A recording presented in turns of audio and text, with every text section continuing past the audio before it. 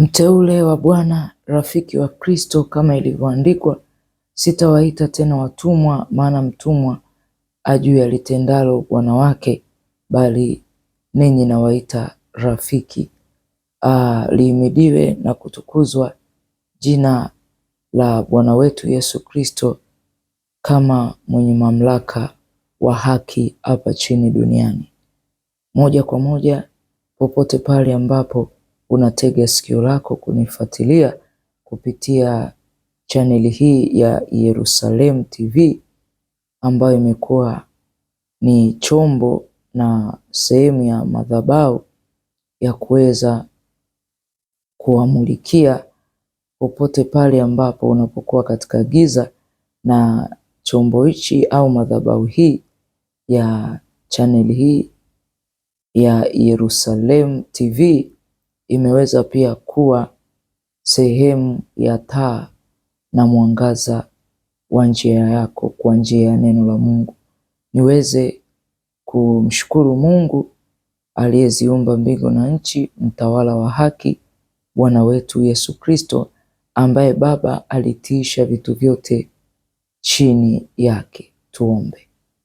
Baba wa Bwana wetu Yesu Kristo, asante tena kwa kunileta mbele ya watoto wako ambao umewaita rafiki, ili uwabarishe na kuwajuza yale ambayo wanapaswa kuyatenda na kuyafanya ili waweze kukamilishwa na kuitwa wana.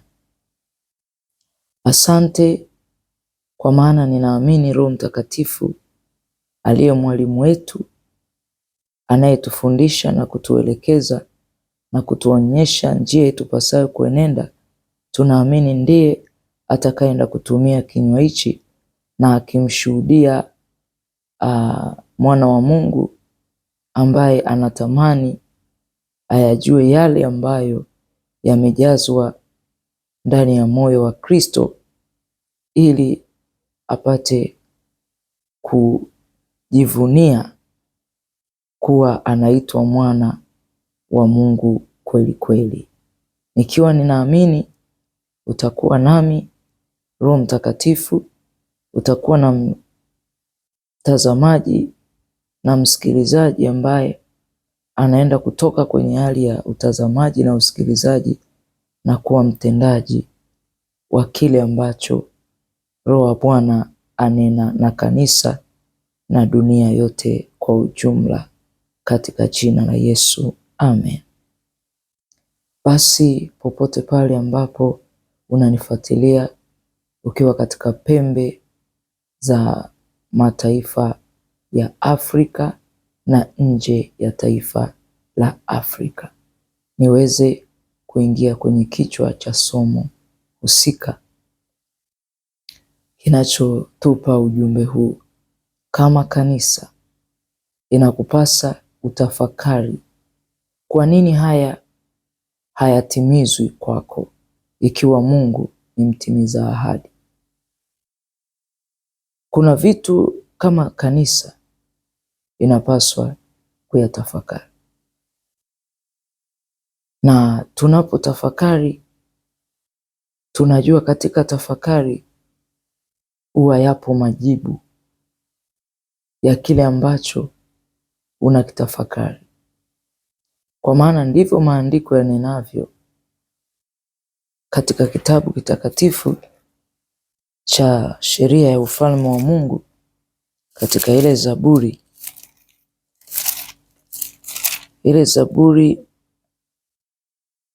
63 mstari wa 6 inasema, ninapokukumbuka kitandani mwangu. Kwa hiyo kuna ambayo unatakiwa uyatafakari pale unapokumbuka kwamba kuna mambo kadha wa kadha ambayo Mungu ameniahidi, na kwa nini hayajatimizwa, wakati Mungu ni kweli anaheshimu ahadi ya neno lake kuliko hata jina lake. Ninapokukumbuka katika kitandani mwangu na kutafakari wewe makesha yote ya usiku. Kwa unapokuwa umekumbuka nini, kuna vitu ambavyo unafundishwa katika nyumba za ibada, na hilo unapokuwa umekumbuka, ina maana umemkumbuka yeye, maana Mungu ni neno. Kwa unapomkumbuka, unatafakari yale maagizo, yale mausia, yale aliyotuagiza tuyatende kama kanisa. Kwa hiyo inakupasa ujue kwamba usiku si tu wa kulala, bali usiku utenge kama sehemu ya kutafakari lile unalolikumbuka, au lile neno ambalo unalikumbuka ulilofundishwa kwa siku ya ibada, hata ikiwa sio siku ya ibada. Unapokuwa unatenda hivyo, utambue kwamba usiku umetumika pia kwa ajili ya kutafakari neno la Mungu, na katika hali ile ya makesha ya usiku wako wote ukiwa unatafakari, ndio wakati umetulia na Mungu anaongea na wewe katika hali ya utulivu. Kwa hiyo jijengee mazoea ya kufanya hivyo na utamuona Mungu. Lakini wakati neno hili linakuja, ndipo Bwana akasema nami kwa habari ya kanisa, inapaswa watafakari kwa nini haya yatimizwe kwao ikiwa Mungu ni mtimiza ahadi. Kuna mtu anaweza akaoji yapi ambayo yatimizwe? Yapo mengi sana ambayo yana neno na Mungu kama ahadi ya kuwatimizia wale ambao nao wanatimiza maagizo yake. Mungu hawezi kutimiza jambo ikiwa mwanadamu haujatimiza lile alilokuagiza. Kwa Mungu anasubiri utende ili naye atende. Kila alichosema Mungu anataka utende ili naye atende, kwa maana anafungwa na sheria, anatazama neno lake ili apate kulitimiza. Limesemaje na wewe kama kanisa, na kanisa umechukua hatua gani kulitimiza kama lile lilivyotaka utende? Kwa hivyo basi, inawezekana unajiuliza kwamba utafakari nini ambacho ni ahadi kwa Mungu na kwako hakijatimizwa. Ni kwamba ikiwa wewe ni Mkristo mwaminifu katika kutoa pia zaka kamili, lakini kwa nini ahadi ya Mungu aliyoahidi kukufungulia madirisha ya mbinguni haitimizwi kwako? Kwa nini haitimizwi? Pia lazima utafakari, je, ni mahali ambapo Bwana amepachagua uweze kuipeleka zaka yako? Maana kama maandiko yanavyotueleza, leteni zaka kamili likiwemo chakula nyumbani mwako. Zaka ni sehemu ya fungu la 10 ambayo inapaswa Mkristo kuipeleka mahali ambapo pamechaguliwa na Mungu, ambao ni makao yake, ili kiwemo chakula katika nyumba yake. Lakini unakuta mwingine anapotoa zaka, anatoa zaka nje ya maelekezo ya Mungu. Anaweza akaipeleka kwa yatima, anaweza akaipeleka kwa wajane, anaweza akaipeleka hospitalini. Lakini je, imeelezwa upeleke hospitalini kwa wagonjwa? Je, imeelezwa uwapelekee yatima? Je, imeelezwa uwapelekee wajane? Je, zaka hiyo imeelekeza maagizo ya Mungu kwa habari ya zaka? Imeelekeza uipeleke kwa watu wanaoomba msaada barabarani, lakini amesema pale ambapo amepakalisha jina lake, ili kiwemo chakula katika nyumba yake.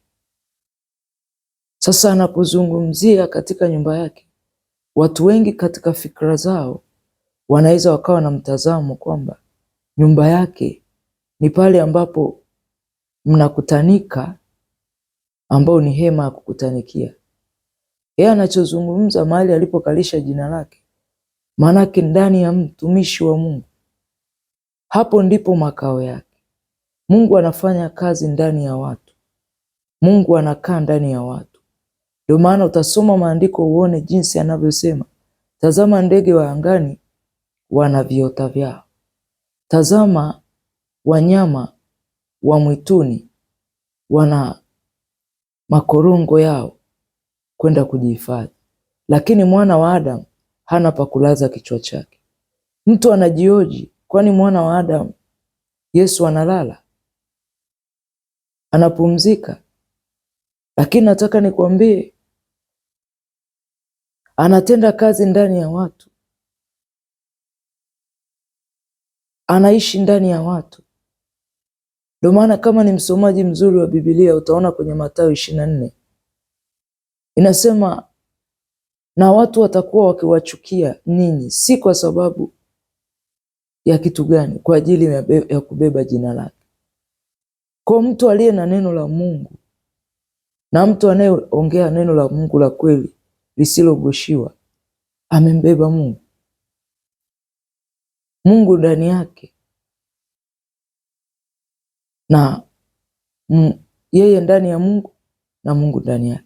Ndio maana akasema miili yetu ni hekalu lake, maanake mwili wetu ni nyumba ya roho yake. Maana Mungu ni roho, na wote wamwabuduo imempasa kumwabudu katika roho na kweli.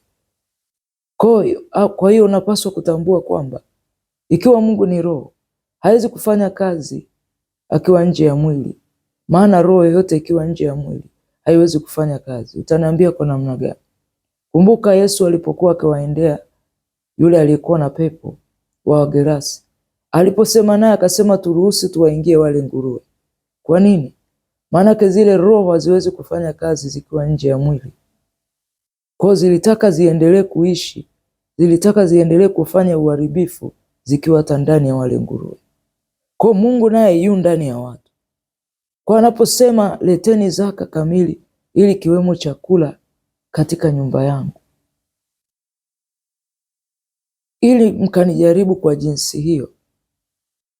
Tena anasema mumjaribu kwa jinsi hiyo ya kuhakikisha mnaleta zaka katika mahali alipopachagua kuweka jina lake.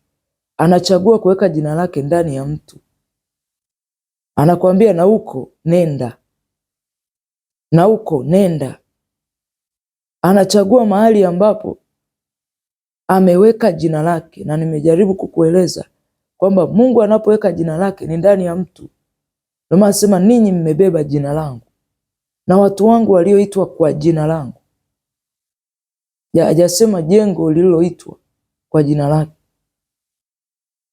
lililojengwa kwa kazi ya mikono ya mwanadamu, bali jengo lililojengwa kwa kazi ya mikono ya Mungu. Pia ni mwili wangu mimi, ni mwili wako wewe msikilizaji na mtazamaji unayenisikiliza. Lakini Mungu huwa anachagua wapi pa kuweka jina langu. Kwa sio kila mahali tu unadhani na kufikiri anayetaja jina la Kristo maanake Kristo yumo ndani yake. Wengine wamejificha tu chini ya mwavuli wa jina Kristo. Ndio maana lazima uangalie katika utoaji wako wa zaka na ni mwaminifu. Yapo matokeo ambao unayaona katika utoaji wako wa zaka. Je, madirisha ya mbinguni ambayo ndio ahadi za kupata kazi zimefunguka, za biashara?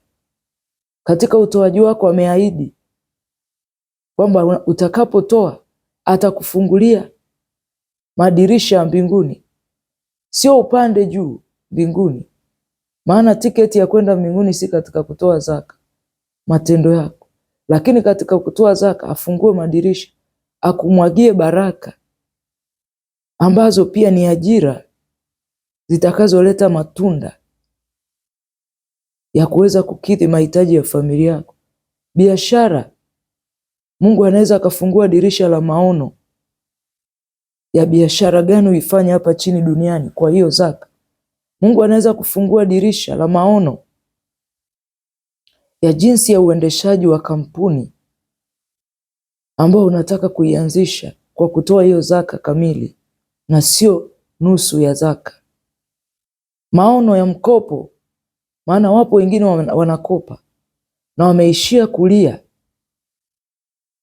na hata mtu anapotokea amepata mkopo, hata wanafunzi wa chuo huwa hawawezi kukumbuka kwanza, katika huu mkopo nitoe sehemu ya 10 ili nisije nikasaulika katika mkopo mwingine.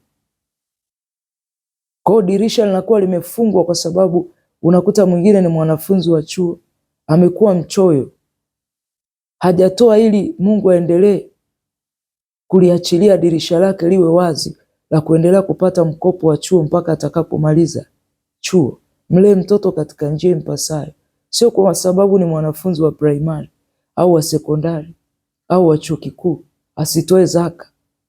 Au mwingine anakopa, na tunajua akopaye ni mtumwa wa wakopeshaye. Basi hata ikiwa umetokea kukopa, kile unachokopa unawaza kwamba nikipunguza yale malengo yangu ya kuanzisha mradi wa shilingi fulani umepungua. Unawezaje dirisha hilo Mungu akaweza kukupa maono ya kazi ambayo unaweza ukaifanya ikaweza kukupa matokeo mazuri ya kurudisha marejesho ya mkopo, ili nyumba yako isije ikapigwa mnada? Tafakari upya, chukua hatua na ujue kwamba ni wapi ambapo Bwana amepachagua. Na nimezungumza kusema Mungu anachagua watu. Alimchagua Sauli, akaweka jina lake, akakaa na roho yake ikakaa ndani ya Sauli. Alimchagua Samueli nabii, Elia Mtishibi, akakalisha jina lake ndani yake. Na wakati mvua zilipokuwa zimekosekana baada ya unabii, kwamba akamwambia Ahabu mvua haitanyesha mpaka kwa neno lake. Alipomaliza kunywa maji katika ule mto Gishoni, mwishowe Mungu alimpa maelekezo, na alikuwa ameandaa moyo wa mwanamke mmoja mjane, asiye na chochote, asiye na mume uliye naye anayempa mahitaji.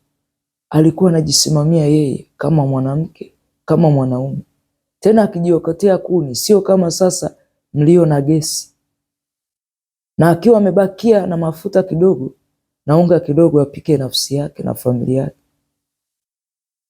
na familia ya huyo mtoto aliyekuwa na afya. Lakini roho wa Mungu alikuwa ndani ya Elia, manake Mungu alikuwa amepachagua, amechagua mwili, nyumba ambayo ni mwili wa Elia. Akakaa pale akamwambia Mungu wa Israeli anasema nipikie mimi nile. Ndio maana maandiko yanasema waziwazi, nalikuja kwenu ni uchi. Tajiuliza, Mungu alikuja lini uchi? Nalikuja kwenu ni na kiu, lakini msininyweshe. Lini Bwana ulikuja ukiwa na kiu? Akasema ukimtendea mmoja wadogo hawa umenitendea mimi. Lakini zaka ni maelekezo ya mahali alipopachagua Mungu apakalishe jina lake. Sio kila mahali tu unajisikia umekuta waombaomba unasema hapa ndo natoa zaka yangu. Hapa umekuta mtu ni mjane, hapa ndo natoa zaka yangu. Amesema kiwemo chakula katika nyumba yake. Ina maana katika sehemu ya zaka, wale watumishi wa Mungu ambao wanatakiwa wakae watulie, waulize nini Mungu anataka, nini majibu na suluhisho la huyu mama, mateso anayopitia, tabu anazopitia, ili apate muda wa kutulia na Mungu, aujiane na Mungu ili upate majibu. Maana maandalio ya moyo ni wanadamu, bali jawabu la ulimi latoka kwa Mungu. Kwa Mungu anataka majawabu yako ayapitishe ndani ya mtumishi wa Mungu aliyeweka roho yake, aliyekalisha jina lake lililobeba roho yake. Hivyo ndivyo ilivyo, ili upate majawabu. Lakini majawabu mengine utayapata wapi? Kwa yule uliyetoa zaka, yuko mtaani ombaomba, mjane. Utapata wapi majibu ya maswali yako? Utamtafuta wapi ule mgonjwa uliyempelekea zaka? Sijasema kwamba usiwaende kwa watazama wagonjwa angao na kikombe cha maji, ambao na yule asiye na vazi umvike. Sijamaanisha hivyo. Naelezea zaka inatakiwa ipelekwe wapi kwa mujibu wa vifungu vitakatifu vya sheria ya Mungu vinavyoelezea mahali alipopachagua Bwana Mungu wake apakalishe jina lake. Enendeni humo. Na hapo nimejaribu kueleza haya. Wakristo hawa ambao nawaeleza ndio watakayekuwa wa kwanza kupinga, maana ndivyo maandiko yanasema, wapinga Kristo wameshakuwako duniani. Na wapinga Kristo ni Wakristo waliojificha chini ya mwavuli wa jina la Kristo. Kila wanachoambiwa wanapinga. Kwa siwezi kushangaa yule atakayeamua kupinga, ila yule ambaye Bwana amekusudia kutimiza hili ukapate kumuona Mungu kwa jina la Yesu. Ikiwa pia ni Mkristo mwaminifu kutoa zaka na dhabihu, kwa nini kila unachoanza kinafia njiani? Tafakari. Na tunapozungumzia kutoa zaka au dhabihu, dhabihu ni mwili wako. Yesu Kristo alijitoa dhabihu. Tena alipojitoa mwili wake, wewe umetoa wapi sehemu ya mwili wako kwa Bwana kuwa dhabihu? Samahani.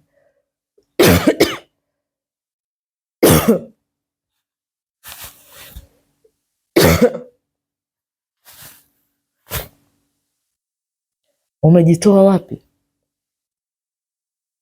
kuwa dhabihu? Kigelegele chako ni dhabihu.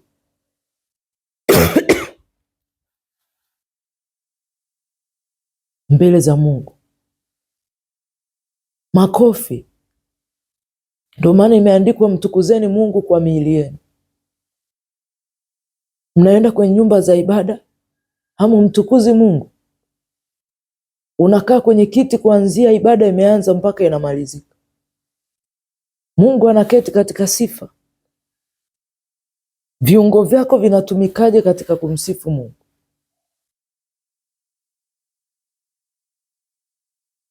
Sauti yako inatumikaje katika kumtukuza Mungu? Maana nao pia ni sehemu ya matoleo ya dhabihu.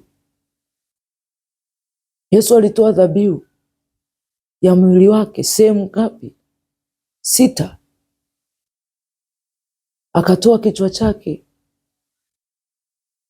akatiwa miiba, damu ikamwagika. Akapigwa mijeledi 40 katika mgongo wake, ile damu ikamwagika. Ina maana akatobolewa ubavuni, pakatoka damu na maji. Sehemu hiyo pia alitoa, ina maana yake. Akatobolewa mikononi na miguuni. Sehemu hizo pia aliyetoa damu, ambayo leo tunasema ni sadaka ya kuteketezwa, ni sadaka ya kuondolewa dhambi, ilikuwa ina maana yake. Maana kuna mikono mingine inatumika katika kuiba, mikono mingine inatumika katika utoaji wa damu zisizokuwa na hatia. Ni nini kitakachoondoa dhambi kupitia kazi ya mikono? Mwingine miguu, badala ieneze habari njema, imekuwa miguu ikimbiliayo kueneza habari mbaya ya maisha ya wengine. Imekuwa ni miguu mepesi kukimbilia baa, kwenye matambiko, kwa waganga wa kienyeji. Yesu akatoa damu yake kama sehemu ya dhabihu, kama sehemu ya sadaka ya ondoleo la dhambi katika nyao za miguu, katika miguu inayotenda dhambi. Muda ulikuwa utoshi, ningekueleza damu iliyotoka mbavuni mwake alipotobolewa msumari. Ni damu inayomwagika kwa kusudio la ondoleo la dhambi za watu wanaoiba ubavu wa mume wa mtu, wa mke wa mtu. Maana sio wote ambao pia wametengeneza uvumilivu kwenye maisha yao kusubiri Mungu ampe wa ubavu wake.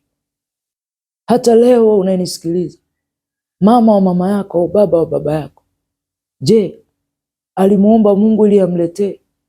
Au wengine atusubiri Mungu, tunasubiri tuambiwe au tuchaguliwe na wazazi, chaguliwe na wachungaji, na ili hali yamkini hata katika kufanya hayo hawajamuuliza Mungu. Kwa unakuta mtu kaiba ubavu. Ile damu ni kwa ajili ya utakaso wa ondoleo la dhambi ya watu wanaoiba ubavu. Mwingine unakuta ana wake watatu wameoa. Mwingine unakuta ana mchepuko ameiba ubavu wa mwingine. Ile damu iko kwa kazi hiyo. Kwa muda ulikuwa utoshi, japo sio somo langu ambalo nilikuwa nalifikishia ujumbe leo, lakini ndivyo Mungu anasema, huku kidogo na huku kidogo. Ndio maana limefika masikioni kwako. Lakini nilichokuwa naelezea, kwa nini unatoa zaka na hiyo dhabihu? Kama unatoa kweli kwa Mungu zaka yako na dhabihu yako, manake hata kuinama kwa kusujudu mbele zake nao ni dhabihu. Lakini mnaenda kusujudu kwa mashetani. Kenda kwa waganga unasujudia, bosi wako unamsujudia, unamuinamia. Lakini ukifika mbele za Mungu kwako ni upuuzi. Kwa kuna namna ambavyo kuna vitu unavianzisha unajikuta vimeishia njiani, havina mwendelezo au vimeliwa, vimeharibika. Ni kweli umepata kazi, lakini ahadi ya Mungu anasemaje? Nitamkemea anayetaka kula nafasi ya hiyo kazi. Nitamkemea anayetaka kula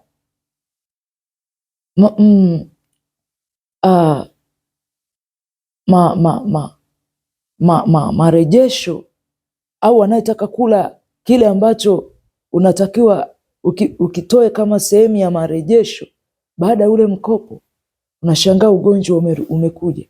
Kwa kila unachokuwa unakianza kinaishia njiani, hakina mwendelezo, hakifikii mbali, malengo yanakuwa yanaishia njiani.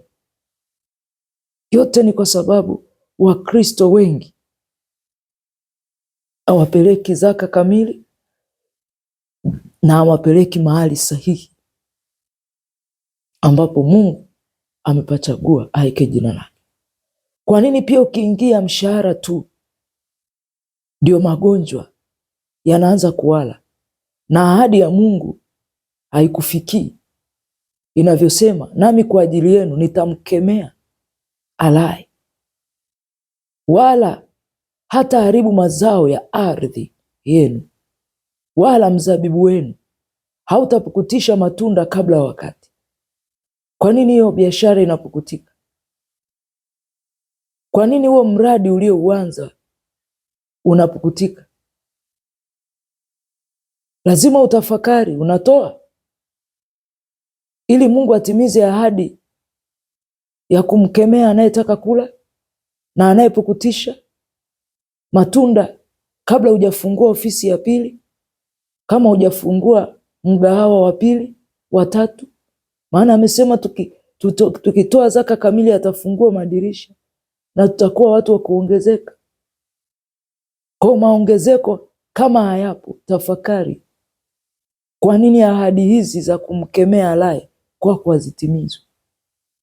Kwa nini ahadi hizi za Mungu kutokuruhusu mazao ya ardhi, kazi, elimu ya mtoto wako iishie njiani na usiweze kupata matunda ya gharama uliolipa mama, baba, kwa kumsomesha binti yako, na mwishowe dirisha la kazi kwake alifunguka mpaka amejikuta ameingia kufanya kazi nyingine ambayo hajaisomea? Tafakari. Hata wewe mwanachuo, tafakari.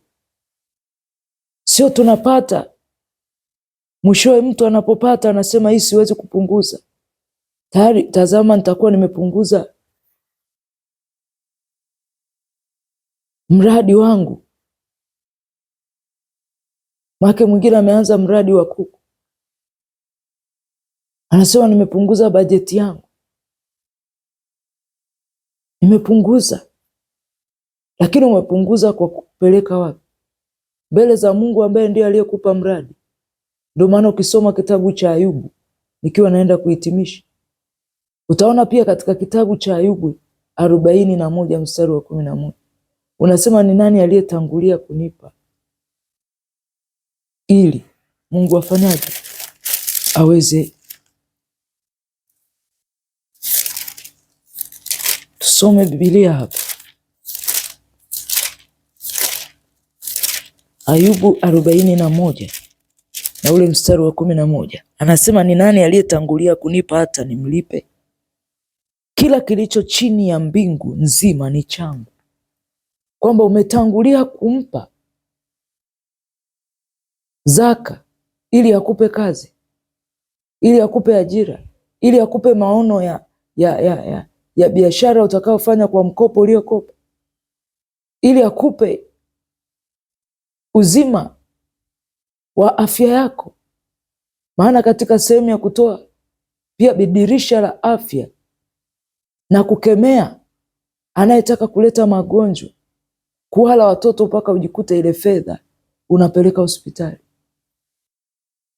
Ni nani aliyewahi kuwaza kwamba ikiwa daktari ananitibu kwa fedha hii, hemu nipeleke mbele za Mungu nimwambie Mungu, naomba uniondolee. Maana Kutoka 23:25 inasema, nanyi mtamtumikia Bwana Mungu wenu. Kwa nini? Kwa fedha zenu, kwa akili zenu, kwa miili yenu, kwa vigelegele vyenu, kwa sauti zenu, kwa nguvu zenu. Umefika unafanya usafi katika mazingira, sio fedha tu. Unafanya usafi katika mazingira ya nyumba ya kukutanikia, unafyeka maeneo yale, unasafisha. Anakuambia, nanyi mtakaponitumikia nitaondoa ugonjwa kati yenu, hapatakuwa mwenye kuharibu mimba. Ni mimba ngapi zimeharibika? Kwa maana fedha hiyo inapotumika kwa ajili ya kazi ya Mungu, Mungu naye anamkemea anayeharibu mimba, anayekula watoto wako katika tumbo lako, anayekula mimba ya biashara unayetaka kuianza, anayekula mimba ya kampuni, mimba ya elimu yako. Tafakari, chukua hatua. Maana anakueleza katika hii Biblia, katika Ayubu 41:11, ni nani aliyetangulia kunipa hata nimlipe? Kila kilicho chini ya mbingu nzima ni changu. Kwa hiyo anasubiri tu utende, kwa maana hata hizo ofisi ambazo unaenda kufanya interview, hao wote waliozifungua ni wake. Hizo biashara, hiyo ufugaji unaoanza, huo mkopo, walio na hizo fedha za kukopesha, ni wote ni mali yake. Umetangulia kumpa ili naye akupe. Nahitimisha. Mwenye masikio na asikie neno hili ambalo Roho anena wa kanisa. Nahitimisha kwa kuona Mungu alivyoona malalamiko yanayotoka ndani ya Wakristo baada ya kutokuona ahadi za Bwana, kutokutimiza kwao kama yanenavyo maandiko, na hawa wakijikuta Wakristo wao wakisema sawasawa na kifungu hichi cha Malaki 3 mstari wa 13, wakiwa wanasema hivi. Twende tuangalie, yamkini wewe unayenifuatilia, yamkini umekuwa ukisema haya, lakini kupitia somo hili utajua Mungu anazungumza na wewe. Malaki 3 mstari wa 13 mpaka 18, malalamiko ya Wakristo ambao wanaona ahadi za Mungu za kumkemea alaye hazipo, za kufungua madirisha ya mbinguni ya wayaoni. Sasa wanatoa malalamiko haya katika kitabu cha sheria ya neno la Mungu cha Malaki 3:13 mpaka 18, maneno yenu yamekuwa magumu juu yangu, asema Bwana. Wakisema maneno yenu yamekuwa magumu juu yangu, asema Bwana. Kwamba malalamiko hayo ni maneno ambayo kwa Mungu anasema yamekuwa magumu, lakini ninyi wasema tumesema maneno juu yako kwa namna gani? Kwa Mungu anaposema maneno yenu yamekuwa magumu juu yangu, malalamiko, asema Bwana, lakini vile vile Wakristo wasema, lakini wasema tumesema maneno juu yako kwa namna gani? Hata tunaposema hivi, kuna wengine baada ya kusema haya watasema, maanake usemi juu yangu, unasema juu yake yeye aliyeniagiza nikufundishe, nikuelekeze. Anasema mmesema kumtumikia Mungu hakuna nini faida katika zaka na dhabihu hizo, kwamba hata mwili wako unaotoa kwa ajili ya kumtumikia Mungu unasema uoni faida. Lakini je, unapoamka asubuhi ukiwa mzima sio faida? Unapopumua, unapofanya shughuli kupitia kazi ya mikono yako, hiyo mikono ukapata hata chochote kwa ajili ya familia yako, sio faida? Hiyo miguu yako Mungu akaitembeza kutoka sehemu moja ama nyingine, na ukafanikiwa kwa namna yoyote ile, hata kama ni kwa udogo, hiyo sio faida? Nasema mmesema kumtumikia Mungu hakuna nini? Hakuna faida. Na tumepata faida gani kwa kuyashika maagizo yake kama haya tunayoyatoa hapa, na kwenda kwa huzuni mbele za Bwana wa majeshi? Na sasa mstari wa 15 asema, na sasa twasema kwamba wenye kiburi ndio wenye heri. Maanake wasiotoa, walio na kiburi, walio na majivuno, wasiotaka kutii maagizo yake, Wakristo ndo wanasema wao ndio wana heri, maanake ndo wana baraka. Wanaenda kutoa kwenye miungu, Wakristo ndo mnadai kusema hivi. Wanaenda kutoa kwenye mizimu, kwa waganga, Wakristo ndo wanasema kwamba ndio wana heri. Naam, watendao uovu ndio wajengwao. Kwamba katika kile unachokitoa, unapokuja katika nyumba ya Mungu, pia unachofundishwa unaona akija kujenga, ila wao waovu ndo mnalalamika. Wakristo unasema wao ndo wajengwao, maanake neno la Mungu alija kujenga, haujajengwa kwa mafundisho yake, haujajengwa kwa maelekezo yake. Kwa watu wanadai kwamba watenda waovu ndio wajengwao. Naam, wamjaribiwe Mungu ndio waponywao. Sasa ikiwa wanasema mwingine tu anaenda kujaribu, lakini huku Mungu ameelezaje? Anapopeleka katika mahali Mungu alipochagua jina lake, ndani ya mtu, sio ndani ya jengo lililofanywa kwa kazi ya mikono ya mwanadamu. Amesema nijaribuni, na huku wanalalamika kwamba wamjaribiwe Mungu, hao ndio waponywao. Wakristo wakilalamika kwamba kwao hamna uponyaji, lakini umemjaribu Mungu ili afungue dirisha la uponyaji wa kansa, ukimwi, presha, kifua kikuu, malaria, TB, ndoa, biashara, kazi yako iponywe, nchi yako, taifa lako, familia yako, mumeo, mkeo, watoto wako, elimu zao, ajira zipone. Nasema naam, wanasema wamjaribiwe Mungu ndio waponywao. Mstari wa 16, ndipo wale waliomcha Bwana waliposemezana wao kwa wao. Wale wanaomcha Mungu, hao ndo wanasemezana wao kwa wao, naye Bwana akasikiliza, akasikia, na kitabu cha ukumbusho kikaandikwa mbele zake kwa ajili ya hao waliomcha Bwana na kulitafakari jina lake. Kwa wameandikwa na kitabu cha ukumbusho, kwamba walilalamika, tangu tumemtumikia Mungu kuna faida gani? Je, wajeuri ndio wenye heri? Wanaomjaribu Mungu ndio waponywao? Lakini ni vingapi Mungu amekuponya? Ni vingapi Mungu amekuepusha? Na uliweza kwenda hata kushukuru? Ndio maana hata wana wa Israeli wengi wakufika kwenye nchi ya ahadi kwa sababu walilalamika. Mkristo, tafakari juu ya malalamiko. Tafakari njia sahihi ya maelekezo ya mahali Mungu alipopachagua aweke jina lake. Pelekeni huko zaka zenu na dhabihu zenu, sadaka zenu za kuteketezwa na ya kazi ya mikono yenu, kama yanenavyo maandiko katika Kumbukumbu la Torati 22:5 mpaka mstari wa 6. Asomaye na afahamu neno hili ambalo Roho anena na kanisa.